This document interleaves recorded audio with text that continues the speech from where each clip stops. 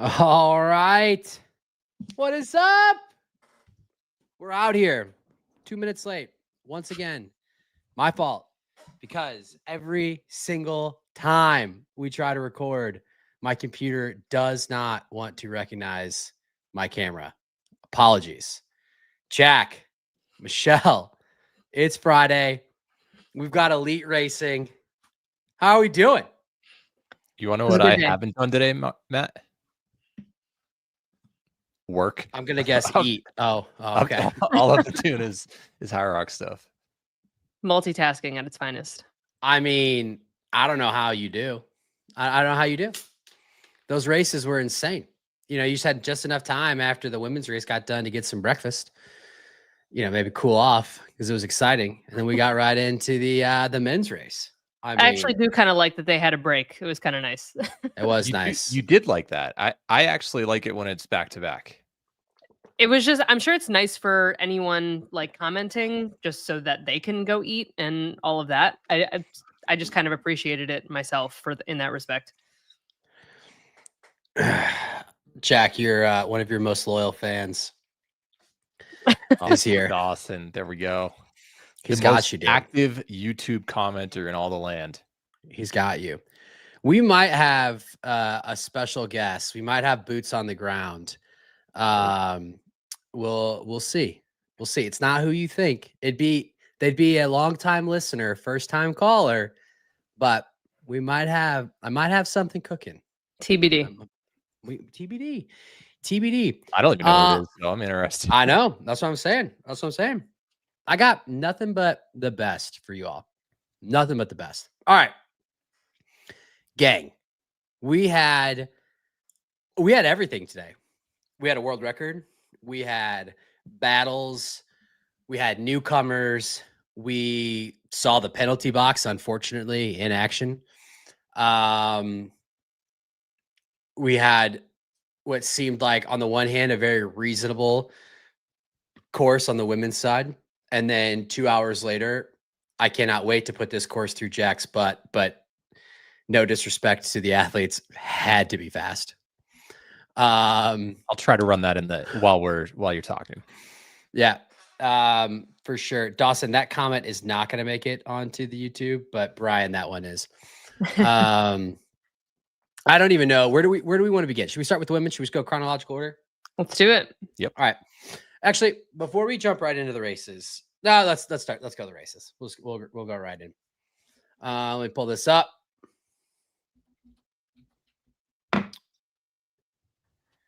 All right. If you are tuned into this, you probably already know the outcome. But for those of you that are listening later, here were your results. In first place, the Aussie Joanna Wetrich with the 58.22. In second place, the American Vivian Tafuto, 58.35. Third place, Lauren Weeks, 59.14. Fourth place, this one was a bit of a surprise, Seka Arning with a 60.36. I'm pretty sure, Jack, that's a big PR. 60.36? Yeah. I'm sure it is. Linda Meyer, the reigning world champ, 60.39. Rounding out the top 10, Jess Petro, 61.11. Lucy Proctor, 61.14. Zara Piergiani, 61.35. Emily Dahmen, 62.04. And in 10th place, the newcomer, just got in, Stephanie Oswald with a 62.10. So Seka actually ran 8 seconds faster in Glasgow last year. Oh, she did. Okay, in Glasgow. Okay, cool. All right. Just before we get into the race, just any surprising finishes to y'all here? I mean, I don't know if I would say surprising. It's more so just, I don't know. It just really delivered as an awesome race to watch. I think the hype was continued to be built up. I was excited for the season to begin, especially with them announcing that they were going to have this new Elite 15 setup. I thought it was pretty cool to watch. I felt it was very easy to follow. I'm not sure how the 200-meter track style felt, but like you said, it seemed like it was a faster setup, which I think that the competitors would enjoy. But yeah, I mean, I think one of the most impressive things was how Joanna took that race and just kind of went for it. in a style that I feel like we haven't really seen. There was a confidence there about her that I feel like was pretty effortless today. So really impressive performance. The first race of the season. I agree. Joanna had a 43-second lead leaving sled pull. That's barely 20 minutes into the race. And she was close to a minute ahead of Vivian, Linda, who won world championship last year. Lauren Weeks was all the way back in 5th at that point. Joanna just took it from the start, and she just looks really fit this year. I mean, she was dominant in her rookie season last year, but it looks like she elevated her game even more. It wound up being, first off, hats off to Joanna, the winner, but then also hats off to Lauren and Vivian specifically for making it a race in the end. But it kind of continued this trend of what we have seen on the women's side, which is, with the exception of Glasgow, where I think Lauren mentioned that like every time she looked up, Joanna was right there and they kind of were going with each other. This race, it got closer at the end, but there seems to be this like, and I don't really know what the explanation for it is. Whoever wins just builds this massive lead through the middle of the race. And it's almost like, even if someone hard charges at the end, which Vivian did, it's just not enough. Like, I mean, I think, like, again, hats off. I'm not taking anything away from Vivian Tefudo. That was a hell of a race. And I guess it's possible that she could still be the winner. We'll talk about that here in a second. But, she finished 15 seconds behind Joanna. But it's she like had several no reps. She was right there. She did, but she was. But I'm just saying, like, the gap was so large through the middle. There's only so much time that you can make up ground through the middle of that race. She honestly did, though, in the lunges. Like, that was the most exciting lunge performance Insane. I've seen ever. Like, I was so excited. She just kept, like, she didn't stop. Like, she just kept walking right through. Like, it was no problem. How would you rank it to the Tara Jackson, Bridget Brown, Miami Elite doubles? Because that was probably the most riveting lunge. That was probably the most epic lunge performance I've ever seen. But then, yeah, individual. Yeah, she held on though. Oh man. Yeah.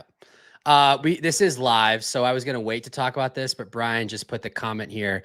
I cannot imagine Hyrox wants people to be crying in penalty boxes. Seemed like that did not go to plan. Gotta wonder if that's a great way of dealing with penalties.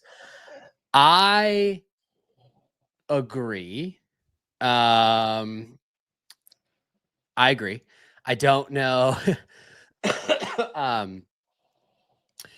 I don't know if that was the best look.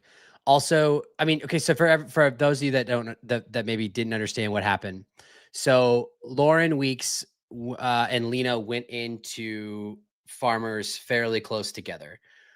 Lauren left Farmers 30 seconds ahead of Lena Putters. Lena Putters came into lunges 20 seconds ahead of Lauren Weeks. Whether Lauren Weeks is on her A game or her B game, there's not a single person in the field that is making up 50 seconds effectively, because that's what that gap would be. There's not anyone that's making up 50 seconds on a run on Lauren Weeks, unless Lauren Weeks has injured herself. So it was obvious that something had happened. We now know that thing that happened was that Lena had missed a lap. As a result, it was a 3-minute penalty that was assessed at the end of the wall balls. She found out about it in lunges. You could see it on her face, like visibly not happy. And then she was just sobbing in the penalty box because, I think she wasn't going to place, but for someone who hasn't been able to race in the Elite 15 yet, I believe she was injured in Hong Kong. That's just, she would have been 4th. And I think I don't remember. Does anybody remember what the chip time was? I guess we could just add 3 minutes off. Yeah.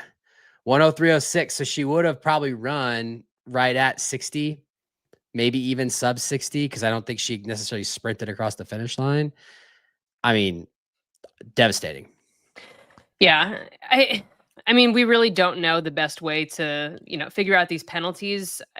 I feel like them waiting to cross the finish line is the right move, but maybe not broadcasting her face the entire time. Like, that is sad. Like, you don't want to watch anyone be devastated like that. Like, Just go to like the penalty and just do a zoom in of that. Like it's tough to watch.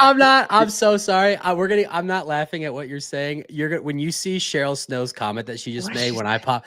No, don't worry. We're talking about that next. All right. I'm dying at what Cheryl Snow just said in the chat. So we'll pop that up here in a second. I've got one thing to add though. This is Hyrox's official. Yeah, page like right there. And it says, Lena left distraught. Like they're highlighting it. yeah. So I think that they're trying to, not capitalize on it necessarily, but it was a big moment and they're not, brushing it under the rug. I also think I think everybody knows that a missed lap is a 2 to 3 minute penalty. And it does definitely affect the race. It's 200 meters less of running. I did feel like the punishment did not fit the crime in this scenario. And what I mean is I don't know if you all are better at track times than me, but they were running 3:45 to 4:05. So they're probably running 40-second laps or something. 40, 50. Yeah, they're probably running. Joanna at the top. Joanna and Lauren are probably running 5:40, 5:45 pace, and then the field is probably running 6:25 pace. 45 seconds is 6 flat pace for the. Okay, US. so they're probably running. But we agree that their lap times were anywhere from 37 seconds to 50 maybe. Yeah, not 50. 3 minutes. And she got assessed a 3-minute penalty. I could understand 90 seconds, maybe even 2. Like double the lap time. Yeah, double the lap time. But it feels like, I know why they do it, because the argument would be, well, if it's not substantial enough, people would just skip laps and then they'd be. But like, that's not what happened here. I also think that like right, wrong, or indifferent, we saw. It was race brain. We saw the same. It didn't happen to the men, but like I actually commented. After the farmer's carry, Dylan kept looking back to Ronk. Was it being like, is it one more or is it 2? And I was like, dude, if I'm Ronk, I'm going to lie to Dylan for sure. I'm not going to tell him. Keep on going. But like, yeah, just keep on going, dude. Or no, go in. But yeah, I don't know that was that. You're gutted for Lena Putters, but I think like if you're also Lena Putters, we said on the preview show that she was primed for sub 60 this year. And actually, good friend of the show, Anthony Parasini, let me know that he did not agree with our over-under on sub 60s and sub 55s. And actually, he let me know today that we were definitely wrong on the men, because we almost had 7 dudes under sub 55 today. Yeah. So, Anthony, hats off to you. But this is the debut layout. We can't know, for sure. Going forward, now we have an expectation. For sure. But my point is going to be, if you're Lena, you got to think she's an odds-on favorite to get. If one of the next races that she does, she's going to get a spot. She cooked the field. Cooked. Great performance from her. Like, listen, things are going to happen to everyone. Yeah. Unfortunately, it's just part of racing. But these kinds of things give you fuel to fire you up for the next time and make sure it doesn't happen again. And yeah, she was up there the entire time during this race. It was a great performance from her. Cooked the field. If you take 3 minutes off her time, the only 3 women who have beaten her have been on a world championship podium at least once for that, and she would have beaten the reigning world champion. It's crazy. Yeah. She'll be back. Yeah. All right. Now I'm going to bring up Cheryl's comment because we do have to talk about this. Spectators don't have a clear understanding of what's happening on the penalties. That is true. But I don't think this is what Cheryl meant. So I'm going to be very clear. This is Matt Mason's opinion and addition to what Cheryl Snow said. And this is not what Cheryl Snow is saying. However, if she wants to agree with me, she can. The other issue as to why spectators don't have a clear understanding of what's happening is because the lead commentator doesn't have a clear understanding of what's happening. And I'm going to go out on a limb here and say, we have made jokes about this multiple times. It is actually problematic. The production value of these Elite 15 races has gotten way better. You go back to that 2023 Chicago race where they had the camera that was like blocked by the pole. Like, we've gotten so much better. And Greg, thank you, Cheryl. I'm just going to throw it up there. Cheryl's in agreement with what I'm about to say. Greg from the Rocks Life is a national treasure and should be protected at all costs. 100%. Lauren down on the sidelines, amazing. I'm sorry. Till, this is from Hyrox. If you're listening, and I know that sometimes you do, that's unacceptable. He is the main commentator on all of your races. He doesn't know the athletes' names half the time. He doesn't pronounce them right. He gets corrected by Greg often. He doesn't know basic facts about them. He cannot remember but big time people, like just Qualification procedure. He literally said at the end, after the top 3 had crossed the finish line, oh, this is big because she could qualify. And Greg had to say, no, she can't. Like, okay, whatever. We can talk about, maybe for certain accents, different names are harder to say. Your lead commentator cannot be announcing the first race of the season and not understand how someone qualifies. Yeah, I mean, we want to trust that everything that we're hearing is accurate, right? And it's hard to hear that, especially when we know as much facts as we can doing this as a podcast.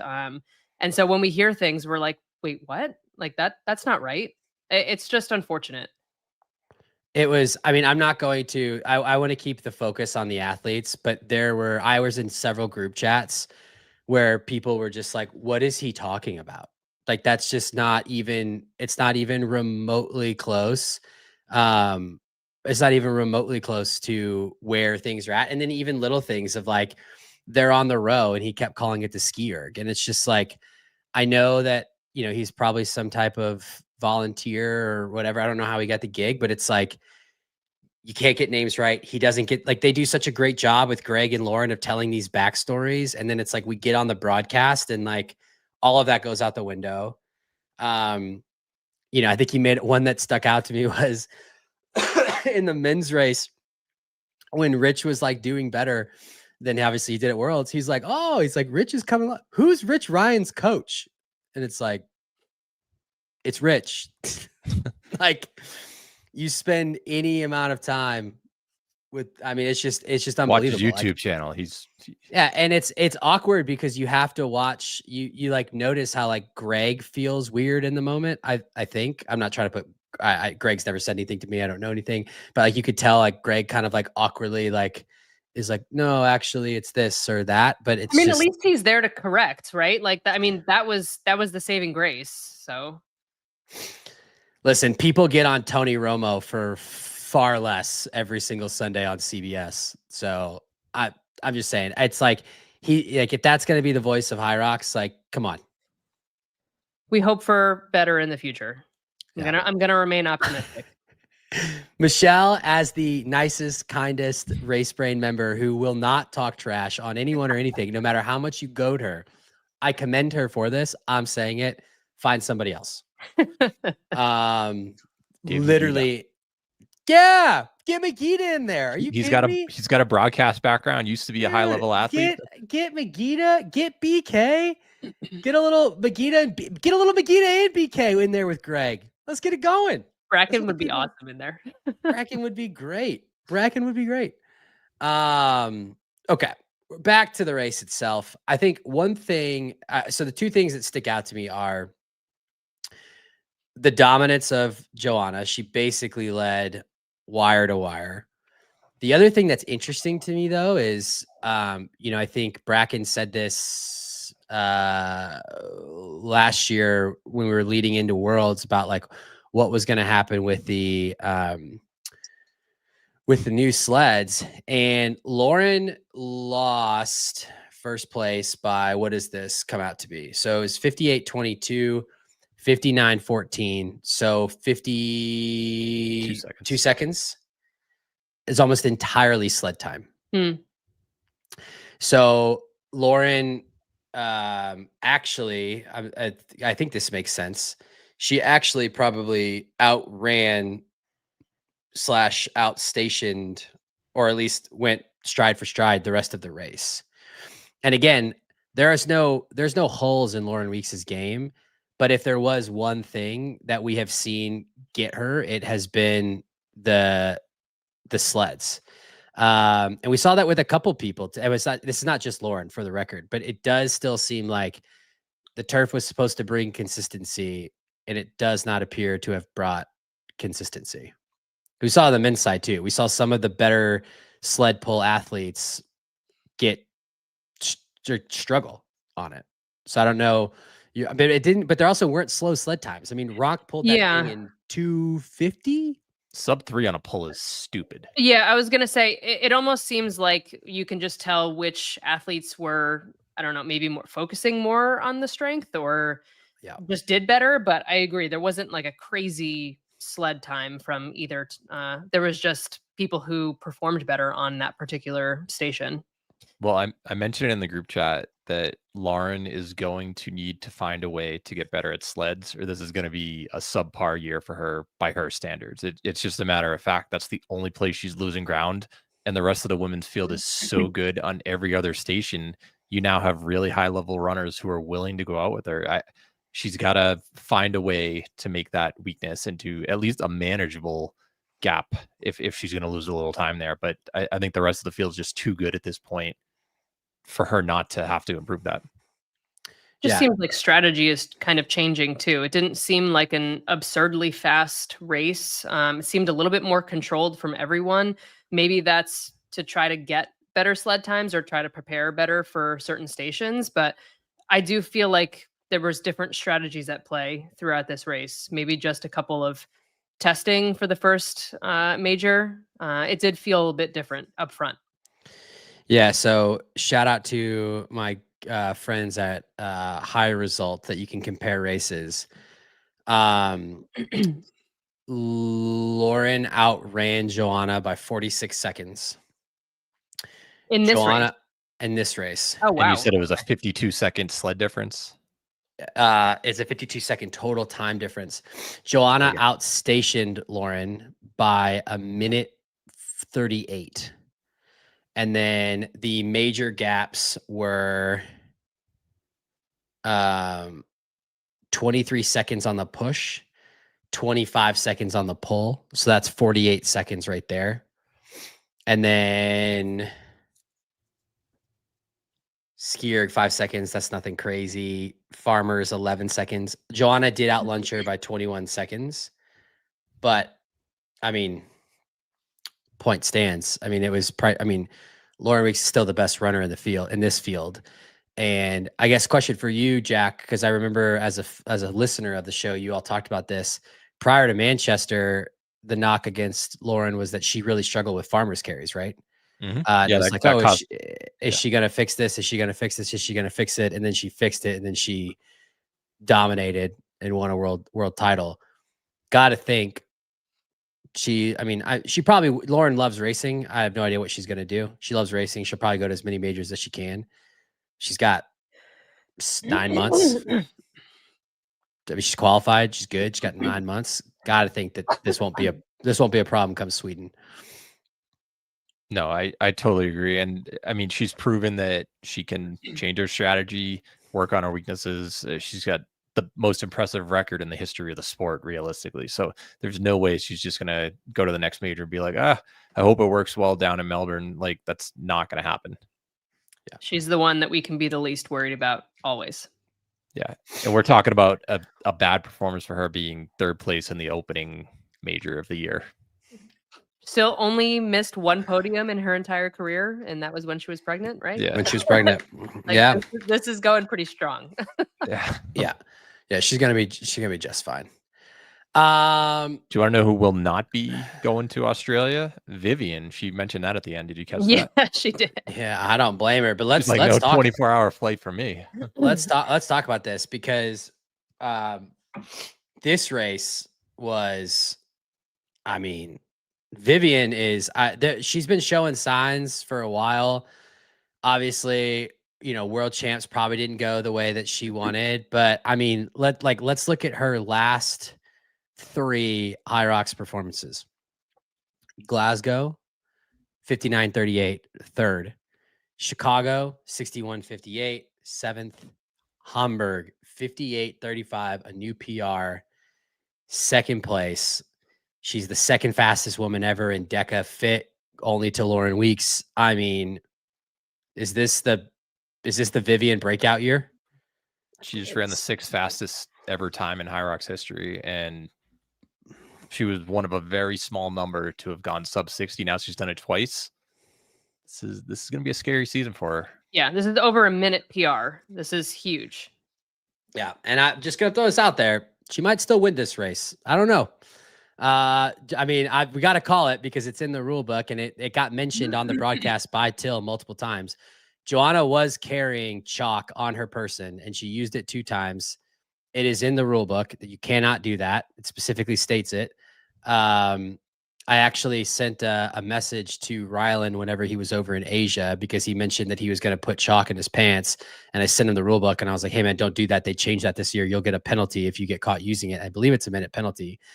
I don't know if they, yeah, I don't know if anyone is going to protest or if they're going to review it, but it's in their rule book. They made it a point to tell the elites that they couldn't do it until commented on it twice on the broadcast. So, yeah, I've got it pulled up. It says only event provided chalk may be used and only at the workout stations where it's provided. Chalk is not to be taken at any other workout stations or used at different workout stations. Doing so will incur a 2-minute penalty per infringement. So happened twice. So that could be a 4-minute penalty realistically. Do we know if it's a possibility that this was provided? Like this chalk was something that you could carry beforehand? Hard to say because what I noticed in the men's race is, did you notice that every lane had a chalk bucket? Yeah. They provided each lane. So instead of having 3 chalk buckets like they normally have, every lane had a chalk bucket. So it'd be hard pressed to imagine that it would have been provided whenever it's in the rule book. I mean, maybe, I guess it's possible. And again, I don't know if anyone filed a protest or a complaint or not, but I'm just saying, like, it was a new addition this year. We covered it in the new rules. We actually kind of treated it as a throwaway. We're like, that's a dumb rule, but whatever. And then here it is in the first major, and Till commented on it both times that it happened. So I don't know, but that would shake this whole thing up. You think it's one of those things where it's in the past, can't do anything about it, or are you a fan of post-race video changing?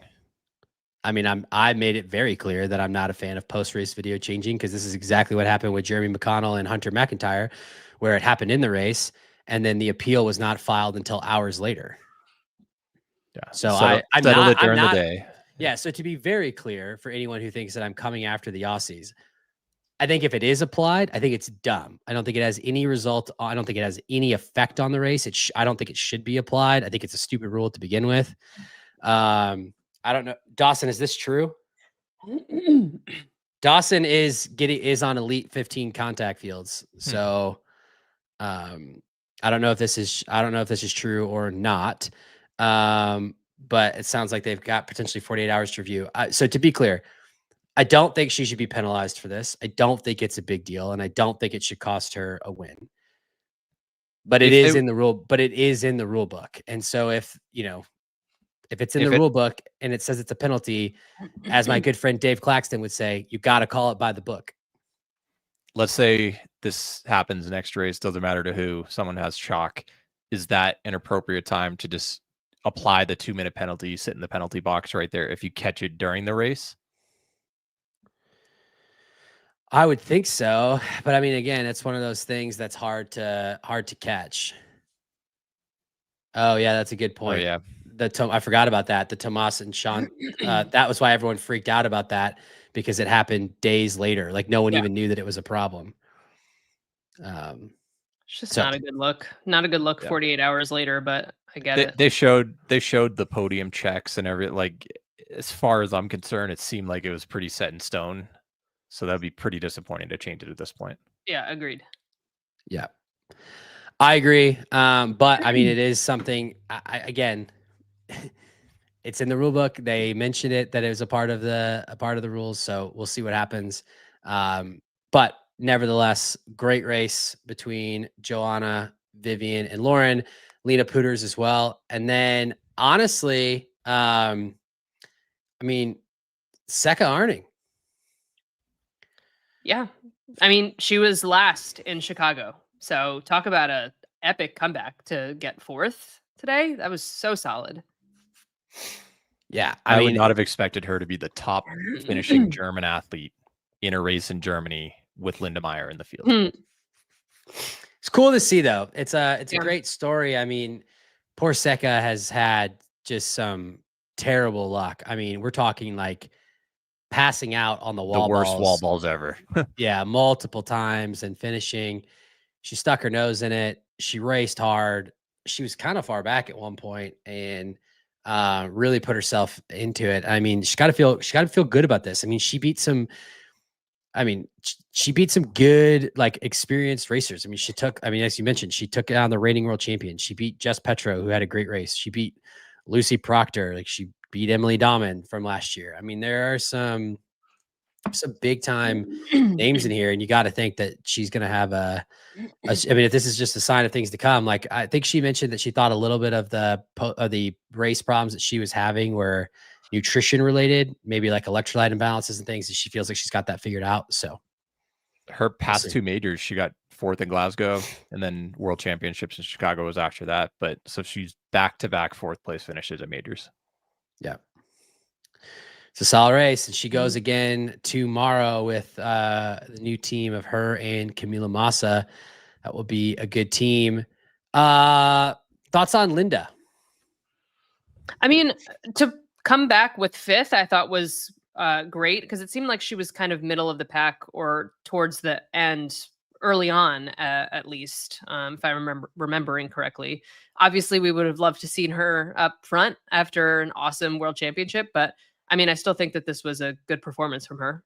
It looked like she was taped up, and there were a couple movements, burpee broad jumps in particular. She looked like she was hurting. And if you've got taped hamstring, that's not a good movement when your hamstring's really flaring up. So I wonder if she's dealing with something. And, it's honestly, it's probably a good thing that she didn't win this one early on, because it's a long season. We saw that happen with Tim, where he came out a little slow last season, ended up winning a world championship. Linda also, she was a podium lock the previous season, didn't have the best start to the year, and then ended up winning a world championship. So I'm not worried about her at all. You want a Jack Bauer type stat for you? Absolutely. This is actually Linda's second fastest solo race all time. Oh, wow. So she had only ever gone sub 62, sub 61 one time, which was this past race, the world title. And actually, let me confirm that. No, she went 60-50 in Glasgow and 61-02 Stockholm. So so 60. So Glasgow. But other than that, oh yeah, I missed that one. But still, she finished 60-39. This is still her second fastest race of all time. So first race of the season for the reigning world champ, and she, obviously you don't tape your hamstring if it feels great. So good. I mean, good for her. You got to think that she'll grab one of the next ones. Any other women that we want to cover before we switch over to the dudes? I mean, I think good call out for Stephanie Oswald for her first elite race, top 10. She was up there for a little while, mid pack. So good, good first performance from her. I'm sure she'll be excited with that. Yeah. I think one other thing on Vivian, but I didn't mention it when we talked about her before. Since she's locked in, I think that this is real good news for her for the rest of the season, because she doesn't have to attend all these other races. She can stay home. Clearly, whatever she's been doing has been working. She'll make a few tweaks, but she was essentially a few no reps away from taking home the win today. So I think that she has possibly the brightest outlook for the rest of the year. I mean, I'm pretty sure she mentioned on the broadcast that she must have changed her volume, like took it down a little bit, and it clearly worked. Like she had that pop today. So that's awesome to see. I think we expect the elite athletes to know exactly like how to train for this the best, but it still seems to be, kind of not a guessing game, but you're going to continue to try out new things to get your best performance out. And, doing that really allowed her to ascend today. So that's exciting to see. Yeah. I think that, I don't know what her plans are for racing, but you got to think there might actually be some wisdom in, if you race well at Worlds, but don't feel like you necessarily had your A race, if you just kind of keep it going and you could show up fit for this first major and lock in a spot. I mean, Vivian's got options now. She doesn't have to race until, she will, of course, because she'll want to, stay sharp, but like she could take time off. She could take a couple weeks off. She could take a month off. She could take 2 months off. She could go do something else for a little bit. She could focus on Deca Worlds, and then she still has time to then get sharp again, which I think is, nice. I think there's, yeah. I mean, the world is Vivian. I mean, if you're Lauren, Joanna, and Vivian, the world is your oyster. You don't have to do anything you don't want to do. Mm-hmm. So, only other name on the women's side I want to mention is Meg Jacoby. It is going to be exciting when she gets back into this field. 56.03 yesterday for mixed doubles. Not bad. Not bad. All right. And it should be noted that was 56.03 with her partner, Benny. Shout out, Benny. I got to meet Benny at Worlds. He's a great dude. But that man is a freaking bodybuilder. If you don't know, again, I don't know how you don't, but like, we're not talking about like a 56.03 with like another like elite athlete. Benny is an elite athlete, but not an elite running athlete. I mean, that dude looks like he should be on the cover of Men's Health and Fitness or like GQ. Definitely not on the cover of Runner's Mag. And they ran a 56.03. This is a 2-minute PR for them. Yeah, something like that. No, I heard. I don't know if this is true, but I heard that he lost like 20 pounds for the race, and he still is like the beefiest dude out there. I mean, that dude would break me in half with his pinky. So that's impressive. It's impressive. Cool race. Cool race for sure. All right. On to the dudes, where the former world champ has finally accomplished something that he was looking for. He got the world record in first place. Alexander Roncevic, 53:15. Second place. I called this. I said that it was going to happen. I thought he might win. And he had a chance to win. The hybrid raccoon, Dylan Scott, 53:38, telling everybody that thought that New York course was fast, exactly where to shove it. You thought that 54:20 wasn't good enough? Well, guess what? Now he's got a 53 next to his name, so you could suck it. Heidi Wiersma, 54:26. James Kelly, 54:46. Tomasz Tverdik, 54:48. Our very own Rich Ryan, 55:01. Tim Vinus with the 55:10. Bo Wills, 55:13. Jack's favorite athlete, Richard Heineck, 55:48. And in 10th place, rounding out your top 10, Aitor Lizarazu Hormia, 55:56. I mean, we got to start with Ronk. He basically ran wire to wire. Dylan technically passed him on row, and then Ronk sat on his hip. And then Dylan passed him on the runs, and then Ronk just sat on his hip. And then they basically went into wall balls together, and Ronk had one of the craziest cadences that I've ever seen on wall balls. Debo is listening. I don't know why he didn't want to log in to join, but he's listening, and he's giving me a hard time in the comments.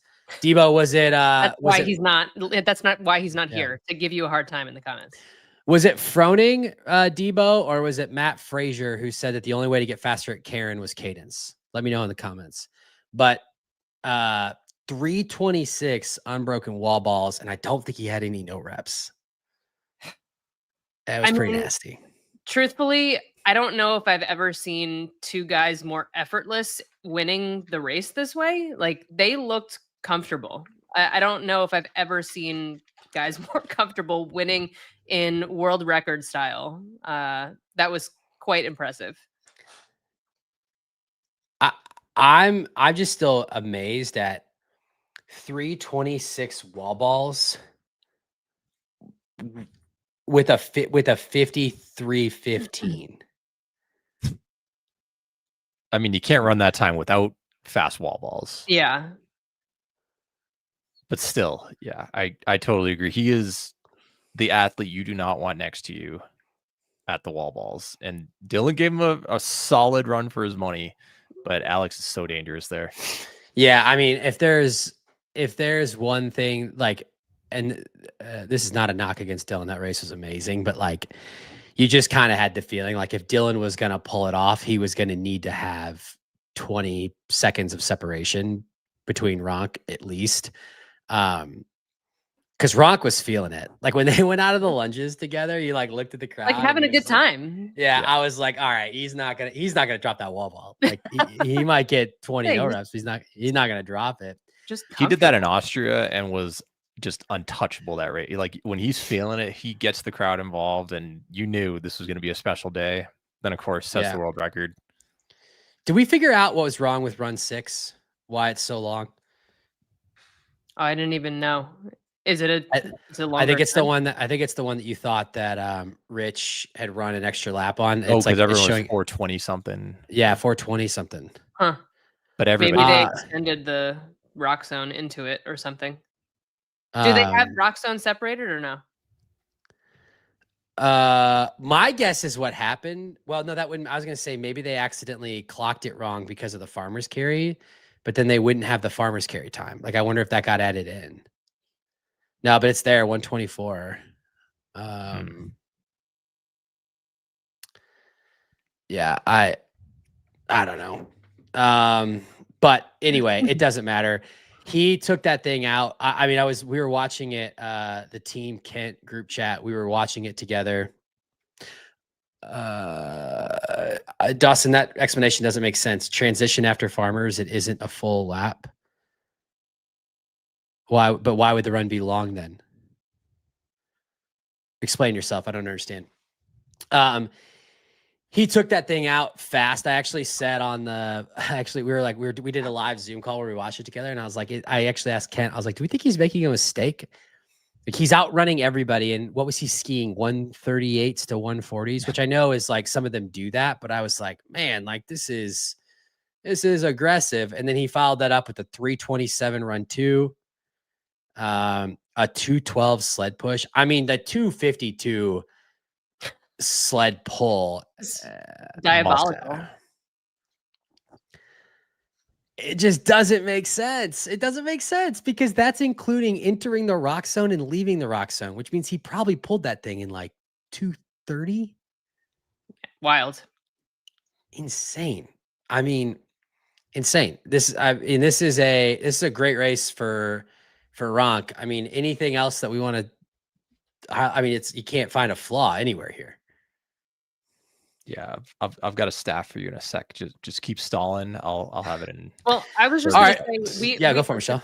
We've seen Ronk at this kind of effortless and winning races this way, but it wasn't necessarily the case at World Champs. So it's not surprising to see him do this, but it's also like, I don't know, it's just confusing to me sometimes to see the back and forth. But you know, the field, sometimes people rise and sometimes they don't have their day, but this was clearly an epic day for him.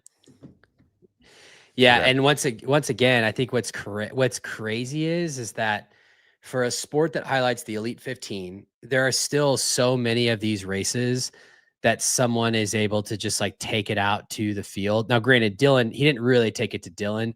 Dylan got in the race early. He made a move on sleds and was there with him, but like it never really felt like I said, you just kind of knew like Dylan has gotten way better at wall balls, but it just never felt like unless Dylan could like put space, you never felt like Ronk was in trouble. And I think that's still so interesting to me is in a lot of these races, men and women, like is one person gets rolling and it's just like, oh, it's kind of over, you know? Cause like when Ronk got through the row, you're like, okay, well, he's not going to lose time on farmers. He's one of the strongest athletes in the field. He's also one of the best lungers in the field. And that man will literally do wall balls until the races. He will not drop it. I mean, I go back to the wall ball off with Sandy and Nice. Like, he's just not going to drop it. He's going to go unbroken, even if he racks up, 40 no reps, and he didn't get any today. Like, he just felt inevitable. Yeah. All right.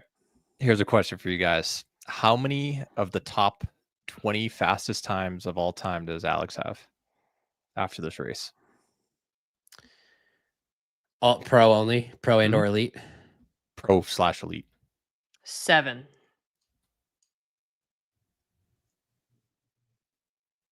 Well, he had he had a 54, and I think he had a 53.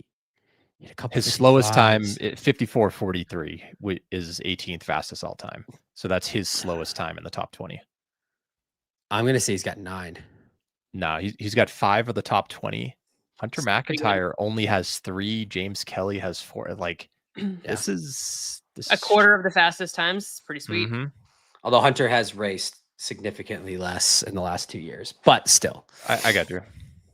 But he's got 5 of the top 28 ever. We mentioned it during the draft. Like the worst race that we have seen Alex was 57:20 or something. And it's like that's his or his floor basically. Yeah. Like no way he'll do worse than that. I didn't exactly expect a world record, but he is as consistent as it gets, and this is a scary opener. Yeah. He also like kind of now looks like a runner. He's lost, you know what I mean though. Like I'm sorry. Okay, I got to be clear because there's runners don't have looks. I'm sorry, runners don't have looks. Cancel but that. like, cancel me. Well, I've said plenty of things worse than that. I mean, gonna get me canceled on the show. Yeah. But okay, sorry. He definitely looks more like an endurance athlete than a power athlete, which is what he looked like 2 seasons ago. Like there was that 2023 Chicago race. The conversation after it was he outstationed everybody, but he lost too much time on the runs. Like he outstationed Ryland. I think he outstationed Ryland and Ryan in Chicago, but he lost because they were putting like at one point like 30 plus seconds on him on runs. And now he looks more like an endurance athlete as opposed to a power athlete. And it seems to have played because I'm looking at this. I mean, this is not one of the fastest times in the field, but if it's good for him, his total run time was 30:59. And what was his rocks? Or that includes it? No, that includes it. That's what it is now because that's how they do it. Flying. Yeah. Yeah. 30. But again, yeah, 30. He was running with Dylan the entire time in this race. Dylan so. Dylan was 30:52 or 30:42. Yeah. Let's look at some of the other notable runners in the field. James Kelly, very strong runner. What was Tim? JK 30:56. Ronk is only 3 seconds slower than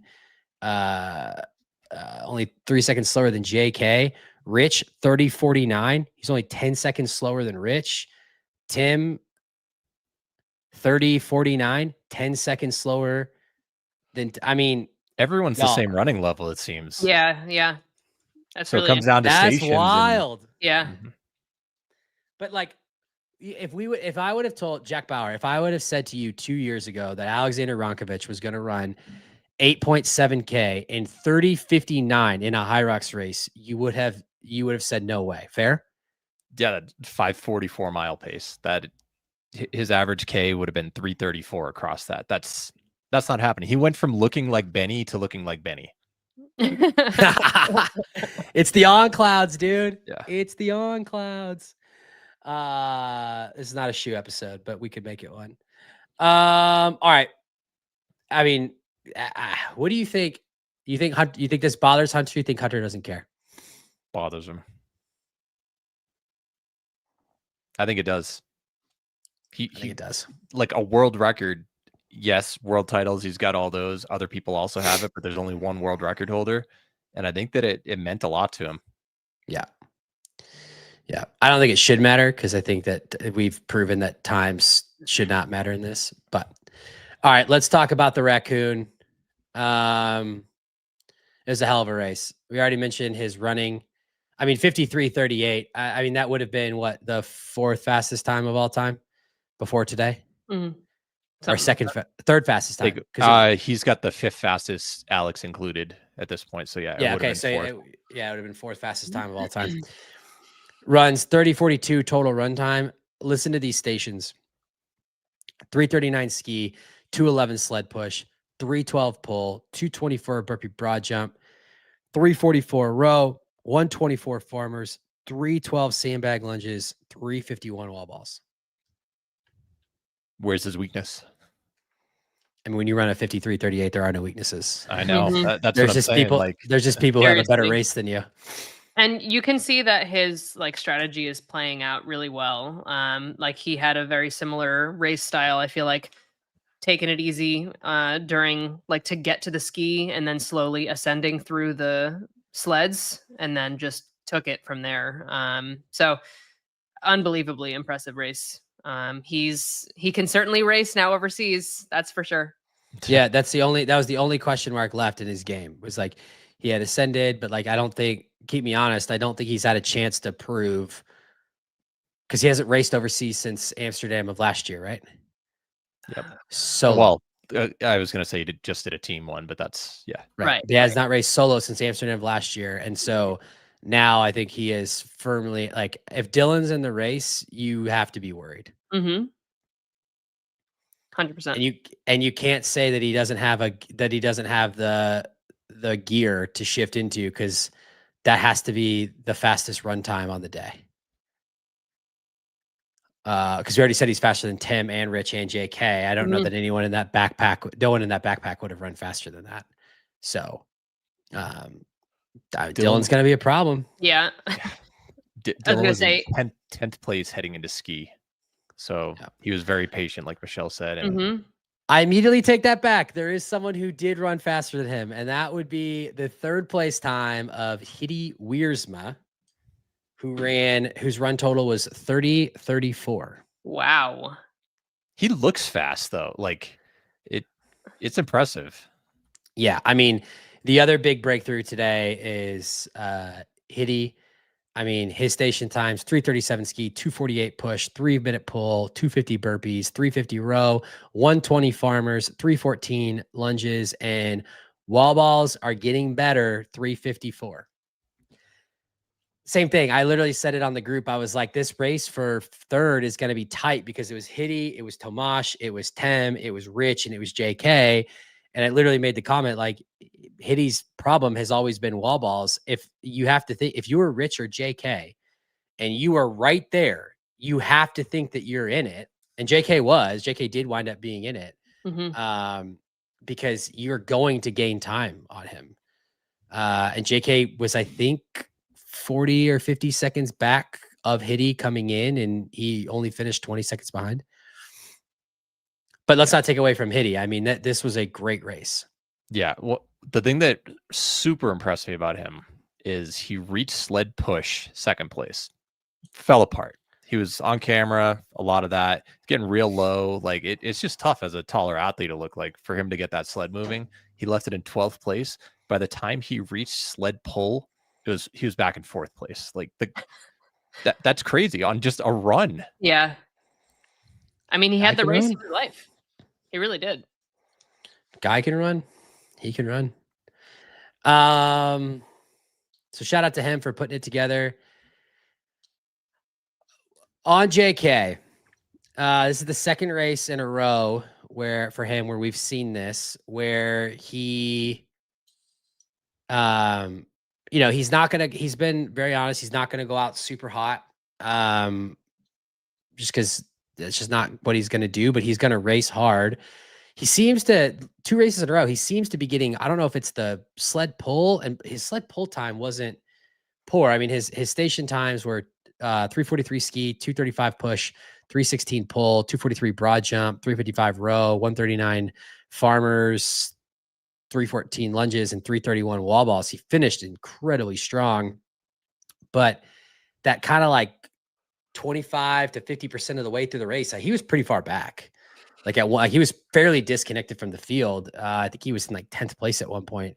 And I said, like, hey, I would not count him out. Just a reminder to everybody, he was 15th in the pull or 14th in the pull at Worlds, and he finished 4th. Like, he's going to finish strong. But I don't know, Jack, Michelle, any thoughts on what's going on there? Well, I was going to say, go ahead. That was the most impressive thing to me, is that he once again, like, just came back and got 4th, where we didn't really see him on the feed most of the race. So shout out to the feed. Just an impressive way to get back into almost podium position. But the last couple races were just a little bit of a different style from him. So I'm not sure what that equates to. He was sitting in 5th to 7th place, exiting every single zone the entire race, and then obviously at the end just moved it up slightly. Yeah, I mean, I have to hats off to JK. The one thing I love about JK is like he is a dog. And for those of you that are not Americans, when we call someone a dog, that is a good thing. That is a DAWG. It's a dog.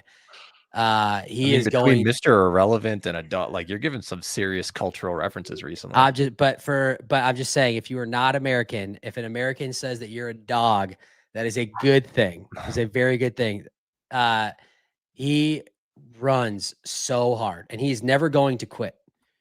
And that is the thing that I think I appreciate about, like, it's actually inspirational to watch. Like, it does not matter how far back he is. He doesn't think he's out of it, and he's going to run hard, and he's going to put himself in it. And to close with 331 wall balls, I mean, hats off to JK. I mean, he's going to wind up back on the podium this season for sure. Once they figure out, whatever it is that's the block. I don't know if I could call it a blocker. Maybe it's a strategy thing. Who knows? Also, just so we're clear, he ran up 54.46. I mean, these times are nuts. Like, everyone came out swinging. Yeah, I asked Kent, I said, if you missed the podium but ran sub 55, are you mad? Would you be happy? Yeah. And he was like, no. Like, I mean, you can't be upset when you drop a time like that. I mean, it's crazy. So other notable performances here. I mean, obviously the big one is it didn't matter for placement, but Tim was applied a 15-second penalty for a burpee infraction. So he finished 55.10. That did cost him 6th place. So it didn't cost him for the rankings, but it did definitely costed him money. Our boy Rich Ryan with the 55.01. Good race from Rich. I will say this is not really a defense of Rich, more so just a comment on judging. I think Rich had that one race a couple races ago in Elite 15 where they kind of got on him about burpees, and they seemed to watch him like a hawk. And they're not applying that same level of scrutiny to other athletes. And I'm not going to take away from anyone else or name names, but there was an athlete who did finish pretty high up, who the hands were getting a little bit suspect. I mean, you could tell multiple times they were reaching forward and they weren't calling it. And I just think the one thing I did like about this is that they called them provisional penalties, which is what they did this time, which is new, was they're calling out these penalties and then they're actually reviewing it in a truck or whatever, like VAR. Instant replay. Yeah. VAR, yeah, is what Greg called it for my soccer fans, football fans. And I like that. But I think that if that's the case, tell them that they're being close and let them keep going. And if they're going to assess the penalty, that's actually an area where I do agree. I would rather them assess the penalty. They still assess it in the race, let them know. But I had this conversation in Boston with Grayson and Katie Duke, and burpees is becoming so not fun to watch because it's like, it's not an athletic movement anymore. And like when they're too strict on the judging, it's just like, it's not racing. Like watching Rich basically grind to a halt and go hands, chest, feet, step, jump. That's not racing. I'm not saying I'm not saying it cost him the race. That's not the reason why he didn't finish higher than he did. But it's also at the same time, like, what are we doing?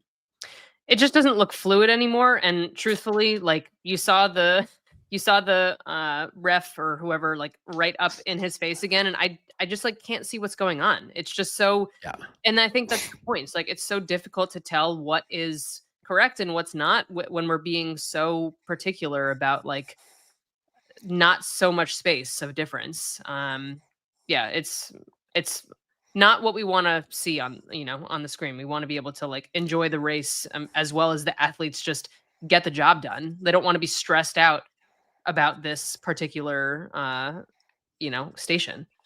Yeah. All right. Anything else? Any other topics you guys got? I mean, I don't remember where Tomas placed. Was he one of the second to last in Chicago? That's just a really impressive performance. I don't know. I don't remember where he was. He might have been 13th in Chicago. Okay, yeah. So in terms of this race, I feel like he just kind of slowly ascended and then just, finished super strong. So that's also This is definitely his. Oh no, he took 4th in Vienna. He got 4th once. Okay. Yeah. But again, So, really impressive performance and finish. And Rich, obviously, 55:01. That's just insane. yeah, I saw Tomash's name on the leaderboard on a few stations. I'm like, that he seems like he's pretty high up there. He's either gonna he's gonna blow, or this yeah, is gonna same be thought. a destruction. And he held on. I mean, he was 2 seconds away from 4th place. Yeah, hats off. I am never one to be afraid to admit when I am wrong. And so I will say that the Jake Dearden marathon side quest did not seem to benefit him the way that I had predicted that it would on the show. So Bracken, Marcus, Jack, you were right. I was wrong. I apologize. With that being said, I do have a question for the panel. 15th place in an elite race.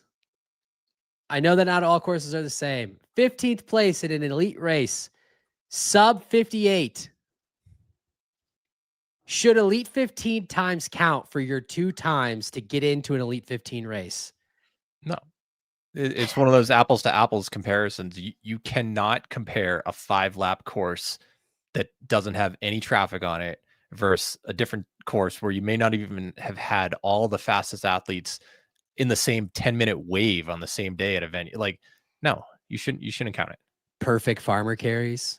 You just do not perfect. Those farmers carries. Actually, we should talk about that. That drove me crazy. That needs to couldn't pass.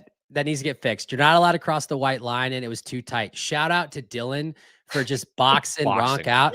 I actually at one point gonna stay right here. Yeah, at one point it looked like he was gonna let him over, and then he was like, "No, what the hell am I doing? I'm not letting him over." And then he cut back in front, and I was like, "That's right, USA, baby." But that was dumb. You can't. Those dudes could not pass. I don't even if Dylan would have been to the right, I actually think that with as thick as those two, or as tight as it is, I think that Ronk would have had to bump him into the railing to get by him. That's not good. And there was no longer distance to pass. You would have had to step over the inside white line, which means you're going under 200 meters for the So yeah, which you can't do. No, and you could have accidentally gotten smoked by someone running from behind. Yeah, if someone drops it right in front of you, like I don't even know if you have enough room to pass. Yeah. Also, I thought about that too. But what if someone drops it? There's not enough. You could break a toe. Yeah, that's got a lot of problems in there. And Matt, you got to fix that. You were given that example about them counting and how many laps. Like after Dylan boxed him out, Alex definitely should have been like, "Oh yeah, no, this is it, go in." Well, that's got to be confusing too, because they didn't even come off the course.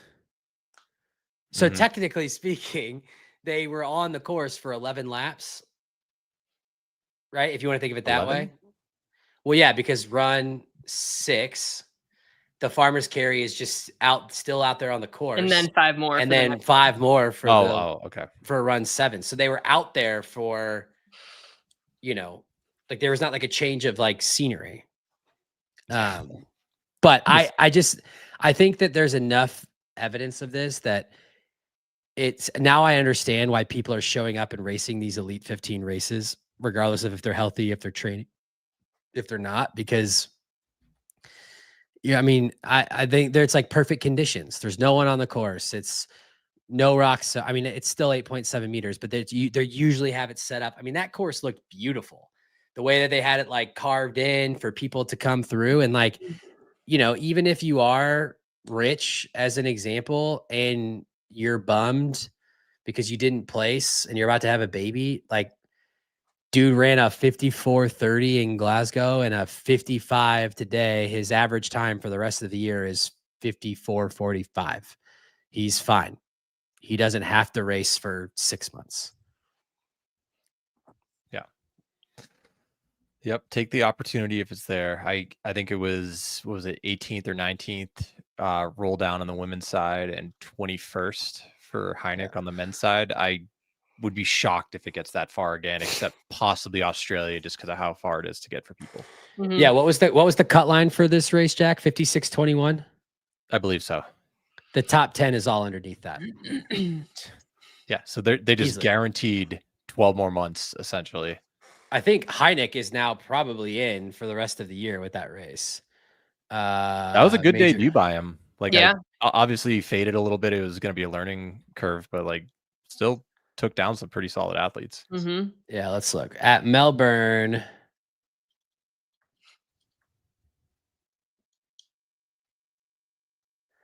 Hyrox's average time was a 56:38, and that included a 55:37 and a 57:39. He's now got a 55:48 and a 55:37. So his average time is going to be 55:41, which would move him actually ahead of Bo Wills as it currently stands. But Bo Wills now has a 55:39 to go with a 55:02, which is going to put him at a 55:19 average time, which is actually faster than Dylan Scott, the auto qualifier. So a couple of these dudes actually... No, Dylan, sir, they're not calculating his the same way. No, I know they're not, but I'm just saying, Bo Wills is bringing the time down. Rich Ryan is bringing his time down. Tom Rogers didn't race. Ator is bringing his time down. Tomash is bringing his time down. Dearden's won't be affected. And then Van Zeeland and Heaty's bringing his time way down. I mean, the cut line is, with something like this, the cut line could wind up being in the 55s. I would not be surprised, honestly. That's wild. And then at that point, I don't know how you actually, I think it's a conversation worth having, because then at that point, I don't know how you get in unless you got a roll down. I feel like this is the same exact narrative that we've been discussing on Race Brain for like 3 years. But now it's it's like a different once problem. you're in, it's so hard to get in, or it's so hard for others to get in. Yeah. So we'll see. All right. Any other thoughts, comments, discussion? I did want to mention that it was really nice to see all of the tributes for Rylan. It's incredibly difficult to not have him here, but I was really happy to see everything and everyone that spoke about him. So just made my heart happy a little bit just to hear all of that. We all miss him terribly. No doubt. Agreed. No doubt. All right. Tomorrow we have got Elite 15 doubles, men's and women's. We will cover that on Tuesday's show. We will not go live for that. Us Race Brain folks, we need a weekend too. We want to be fans. Michelle and Jack, they don't want to talk to me at 3:00 on a Saturday afternoon. I don't blame them. You wouldn't want to talk to me either. We're gonna be training. Got to be training. We're gonna be training. We I'm got a double morning days. person now, Matt. Ever since We I got got back from double. Japan. World Getting up. Traveler, Kyoto. What time are you getting up now, Jack? Today I woke up naturally at 6:30, and I was like, "What is going on?" Yeah, that was so early. You're on that Japan time still. Still, yeah, but it was like 2:30, 3:00 for several days, and I'm like, "This is brutal." So, also one quick thing, Matt, before you sign off, I finished running the numbers. I put this race in Jack's butt. What do you think? Ooh. What I did the men's. What do you think Alex's time converts to? 3.2% fast. Michelle? I'm just gonna say it was like a 54 instead. 2.2% fast. His 53.15 converts to a 54.26. All things adjusted, it's the 4th best performance of all time. Amazing. Damn. So he's ready. Because Noel Radigan is in the comments letting us know that people ran times. I will just cover it briefly because we actually did have some notable races today. Over in Hamburg on the men's pro race, Fabian Eisenlauer, 55:43, Kyle Schoenby, 56:33, Mark Dean, 56:38, Gustav Cordua, 56:59, Florian Gass, 57:03, and Graham Holiday raced a 57:30 as another notable performance. On the women's side, Manuela Garcia Caparros, a 61:11. That's a name to watch out for. I think that actually breaks her into the Elite 15 for a future race if she wants. Vicky McIntosh, 61.28. Sophia Parvizi Wayne, 61.40. Wow. Tanya Strohschneider, 62.07. And rounding out your top 5, Karen Matson with a 62.14. So my 62. That's Yeah, I was like, that's brutal if that only gets you 5th. Jack, I think that you need to run all of Hamburg through your butt. I will. Those are fast. Because Holy those moly. times sound crazy. No, right, I did for the open heats also. Okay. And that normal course is 1.3% fast versus 2.2 for the grid course. Well, there we go. Not too far off, honestly.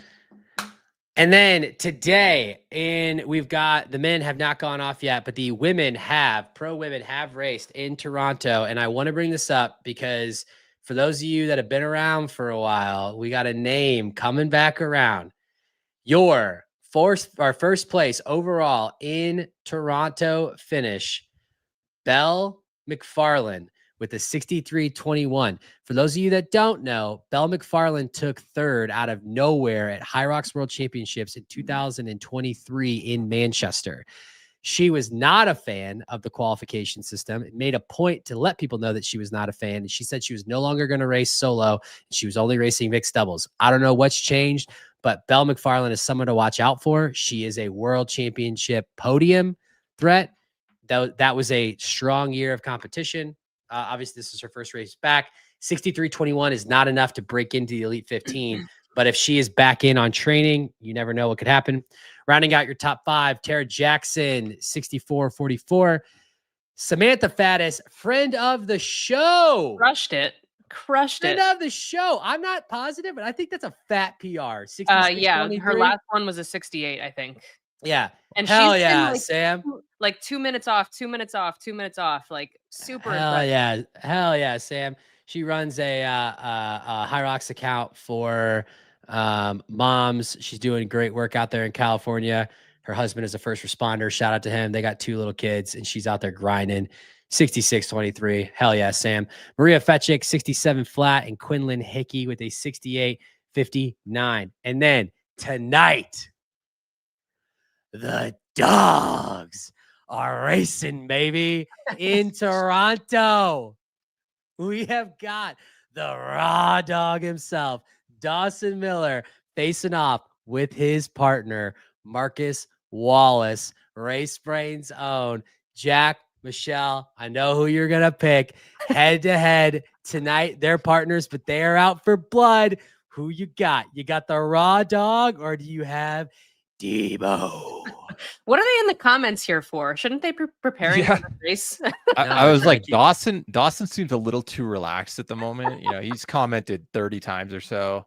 Marcus a couple times talking about physics, but I feel like Marcus, he's gonna get the better of Dawson today. They might be gone. They haven't commented in a while, and I'm realizing now it's 4:45 Toronto time, so they might be on their way to the venue. I was gonna say I'm going the opposite, Jack. I think Dawson's got this one. He was a fellow steeplechaser in college, so I'm gonna go with my fellow runner. That's right. We need a tiebreaker, Matt. You see, that's right. You know where Milo. Oh, he's here. He's Dawson. Here. I hope he remembers that on the course. Listen. Disclaimer, am obviously a homer. Dawson is one of my boys. We like to enjoy a nice, crisp Miller High Life together from time to time. Only 2. But Dawson he's in this. He's been training with someone. He got a coach. He's been training with someone near and dear to this show. I'm just saying, we're going to see if it works or not. We got a live stream going for this? I don't know. I don't know. Cole Learn is supposed to live stream, but I think he got a little sick out of Boston. So I don't know if he's going to race or not, but Help us out here, guys. Debo, you're my arch nemesis, and Dawson is my dog. The dogs are grinding, baby. We need Marcus to have a chip on his shoulder, so we're pulling pulling that for him. And I want Dawson to have a chip on his shoulder. Will they still be partners? Will they still be partners after tonight? Are they going to have a Tim and Yannick breakup? Ooh. No, I don't think you could break those two up. I think they're locked at the hip. So Shout out to the boys. They did go 1-2 in Toronto last year. They want to do the same thing again. They are going to have stiff competition. If Kohler and races, 55-30 is legit. So good luck to everybody racing tonight. There's going to be some good racers out there. And also shout out to Jarrett Newby and Dr. Hayden Warner for getting the call up. I think that they were both supposed to race tonight, but there was a late pullout from the doubles, and they're over there. They're in Germany. They're in Germany. Good luck tomorrow, boys. All right. I think we did it. Let us know where we got it right, where we got it wrong. We'll see ya.